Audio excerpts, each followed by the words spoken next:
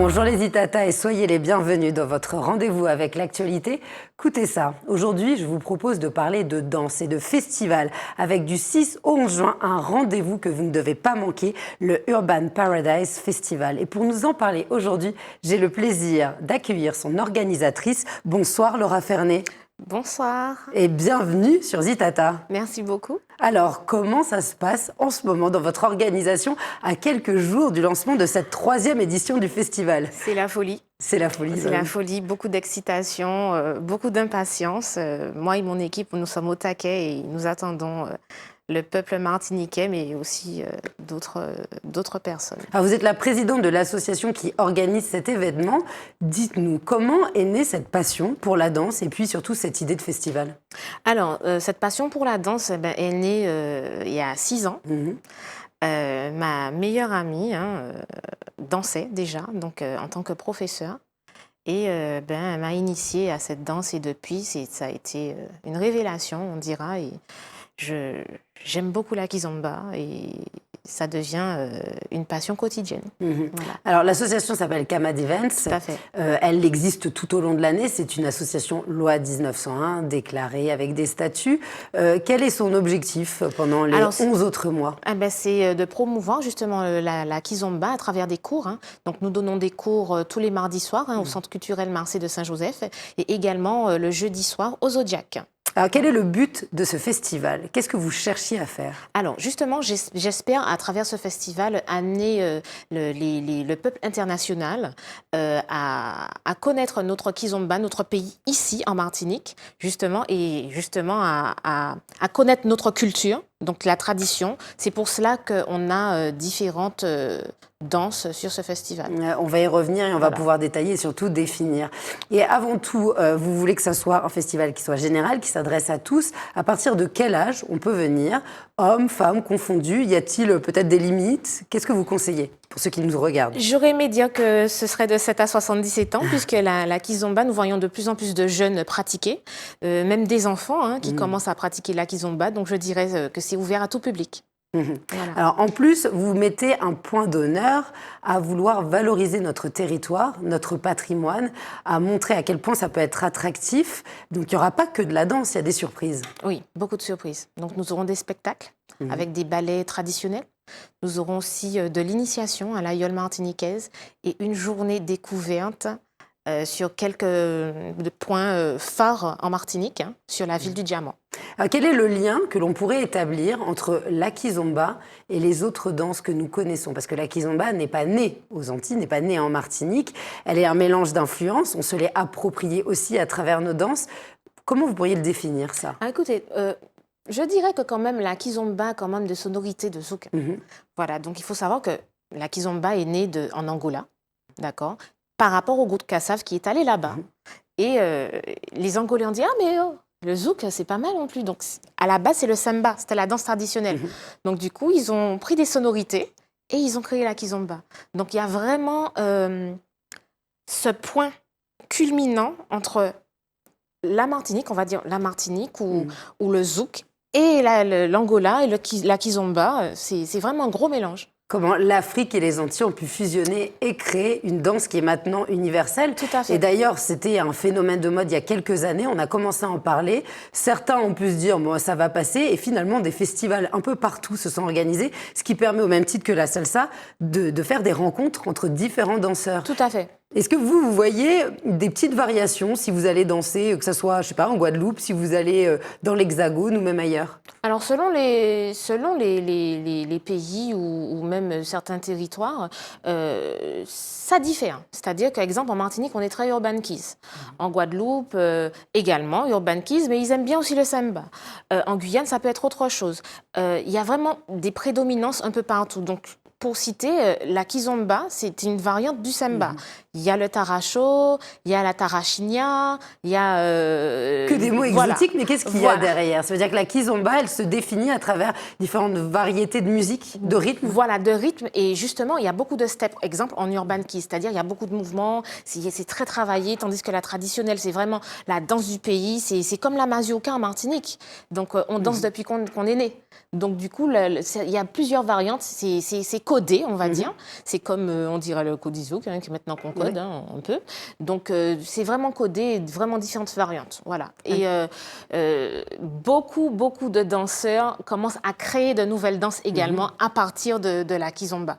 Donc, c'est vraiment extraordinaire parce qu'il y a beaucoup d'imagination. Et qu'est-ce qui fait, c'est un peu une question piège, hein, très large, qu'est-ce qui fait un bon danseur ou une bonne danseuse de kizomba, selon vous?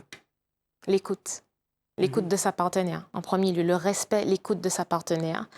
Et c'est tout ce que je peux dire. L'écoute et le respect. C'est une fusion entre deux personnes, une connexion. Et on peut faire beaucoup de choses comme ça, dès qu'il y a du respect et de la connexion.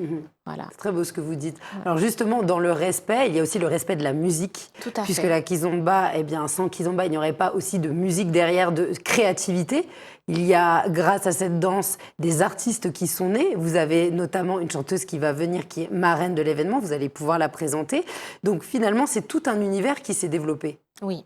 Tout un univers qui s'est développé. Donc, justement, nous allons recevoir cette chanteuse, Jennifer Jas. Je suppose que beaucoup de personnes connaissent. Hein. Donc, elle est capverdienne. Et voilà, Jennifer. Et elle m'a fait l'honneur d'accepter d'être marraine sur ce festival. Et tout le monde l'attend, en fait. Voilà. Ah, ça va être beaucoup de surprises. Puis des rencontres que l'on ne ferait pas pour les danseurs au quotidien, d'où l'importance de se rencontrer à ce moment-là. Voilà. Alors là, on va passer au planning, si vous le voulez bien. Je parlais des dates, c'est du 6 au 11 juin. Voilà. Ça a même été un peu plus étalé que ce que vous pensiez au Tout départ. à fait. Quels vont être les temps forts? Comment vous avez organisé ces journées? Alors, nous allons commencer déjà par une before. Donc, nous allons déjà accueillir les premiers artistes qui seront sur la Martinique. Donc, une before pour mettre les danseurs en jambes, un peu avec un petit cours au début. Et la before va se terminer un peu, pas trop tard, hein, pour prendre des forces pour le lendemain, où le festival va vraiment commencer. Donc, il y aura l'accueil des festivaliers. Et nous allons commencer avec un pot de bienvenue, avec les artistes et qui feront une rencontre avec nos festivaliers. Il y aura encore des surprises, peut-être un petit spectacle, voilà. Et ensuite, les cours vont vraiment, mais vraiment débuter le samedi. Donc, le samedi, ce seront des journées vraiment très, très costauds, énergiques, et avec plusieurs cours, hein. Donc de l'urban keys, du semba, du zouk, du compas aussi, de l'amapiano, de l'afro-dance. Il y aura même des cours de yoga. Voilà, le matin pour se relaxer, pour affronter la journée. Et se concentrer. Et se concentrer, bien sûr. Alors, est-ce qu'il y a des groupes de niveau? On peut imaginer que celui qui fait ça depuis 10 ans n'a pas forcément les mêmes attentes que le débutant, mais qui a quand même envie de participer à cet événement. Comment on choisit par le planning? Alors, nous avons un planning que les festivaliers peuvent consulter. Donc, il y a justement les niveaux. Donc, il y a le niveau débutant, le niveau évolutif, intermédiaire et avancé. Donc, ils peuvent choisir selon leur niveau, ou même ceux qui sont déjà, on va dire, pratiquants depuis de nombreuses années, peuvent aussi revenir aider les débutants pour les basiques, hein, justement. Donc, il y a tous les niveaux. Alors, vous évoquiez les différentes danses caribéennes qui seront présentes, le zouk notamment, compas, enfin les musiques qu'on connaît, nous, dans notre histoire. Pourquoi les avoir associées? Et puis, qu'est-ce qu'on va y apprendre? Souvent, les personnes peuvent dire, mais le zouk, ça se danse naturellement. Là, vous avez donné des petits tips. Comment ça va se dérouler? Pourquoi? Parce que déjà, le zouk fait partie de notre culture. C'est la base. Hein. Donc, il y a des gens qui aiment retrouver, qui aiment se repérer. Et comme il y a des danseurs qui sont débutants, donc pour moi, c'était important de les faire se retrouver dans ce festival. C'est-à-dire, OK, je suis débutant, je pratique il n'y a pas longtemps, bon, je vais aller en zouk. Je vais essayer de me détendre et de pratiquer une danse que je connais. Et pourquoi pas le compas? Le compas, même si c'est une danse qui vient d'Haïti, elle est très pratiquée aussi en Martinique, elle est très appréciée et les danseurs aiment danser cette danse. Donc pourquoi ne pas la mettre? Comme la traditionnelle, il y aura le ballet tchèque créole, donc qui sera là, qui va initier. Voilà, pour moi, c'est un mélange de sonorités qui peut vraiment plaire à beaucoup de monde et qui fait la variété et c'est du multiculturel. Voilà. On sent vraiment votre passion et il n'y aurait pas donc, ce festival sans votre association et aussi, surtout, sans la participation des professeurs. Qui sont-ils? Alors, nous avons déjà Curtis Seldon, donc, qui est le créateur de l'Urban Keys, qui sera présent. Nous avons Kizzy, qui est la créatrice également du Taracho, donc une variante. Donc, elle sera présente. Elle sera présente. Il y a beaucoup d'autres professeurs. On a des locaux également qui sont quand même connus, qui ont gagné des concours, notamment Clémence et Erwan qui seront présents. Nous avons Michael et Mélissa des M&M Skis qui seront là. Nous avons Jaja qui vient de la Guadeloupe et qui a percé en Europe et d'ailleurs dans tout le monde entier, qui est champion d'un concours qui a eu lieu l'année dernière. Nous avons une multitude de professeurs, tous très talentueux. Muriel Bedeau, on peut la voir aussi. Voilà, exactement. Nous avons aussi Lokidé qui sera présent pour le Zouk. Et aussi, nous avons Tiken Madness qui a été demandé à nouveau, puisque ça va être sa deuxième fois sur l'édition, pour le coaching attitude. Donc, ça fait vraiment beaucoup de bien aux festivaliers de pouvoir s'exprimer, de montrer qui ils sont, de ce qu'il y a en eux, en fait, pour se libérer, pour être mieux dans leur danse. La danse, c'est de l'expression. Hein. Ça permet de faire sortir des choses et surtout un travail sur le bien-être, le mieux-être. Tout à fait. Et ensuite, il y a un cadre que vous avez choisi. Il y a forcément les professeurs, la musique et puis la magie du Black Diamond, qui est le lieu avec des levées de soleil, des couchers de soleil, la restauration, la mer. Vous vouliez cet univers intime et magique. Tout à fait. Donc, le Black Diamond, c'est un lieu magique que j'ai vendu aux festivaliers, avec une vue imprenable sur le rocher du diamant pendant les cours, avec une piscine majestueuse, avec un ponton où on peut faire des massages, parce qu'il y aura aussi des massages. Voilà. Donc, on a mis tout en un lieu et on a tout réuni, en fait, pour que le festivalier puisse se sentir à l'aise.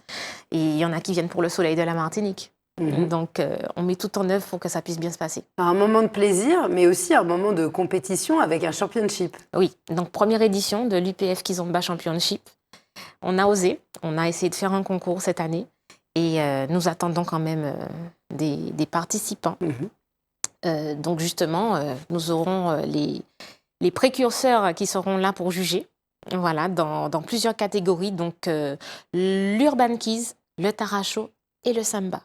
Alors, pour que les spectateurs et spectatrices comprennent bien, ils peuvent donc s'inscrire, vous allez nous expliquer comment, et venir aussi piocher dans les cours qui les intéressent. C'est-à-dire qu'on peut voir, regarder les autres danser, participer. C'est vraiment partager un moment ensemble. Tout à fait. Donc, pour s'inscrire déjà au concours, vous pouvez aller sur les liens qui se trouvent sur la page Instagram de l'Urban Paradise Festival, ou sinon, vous pouvez me contacter sur mon numéro de téléphone qui est affiché partout.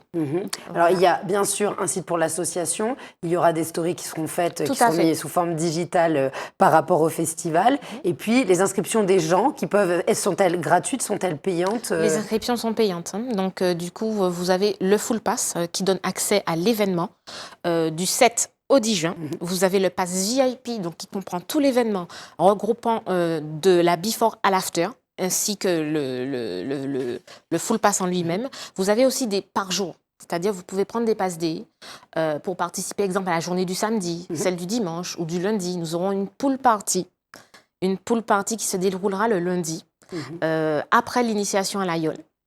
Donc, nous invitons tout le monde à participer à cette belle pool party qui aura lieu. Voilà. Eh bien, Laura, merci beaucoup d'avoir été parmi nous pour nous présenter ce festival qui s'annonce vraiment très riche de rencontres, d'intensité sportive, il faut le dire, de rire, de joie.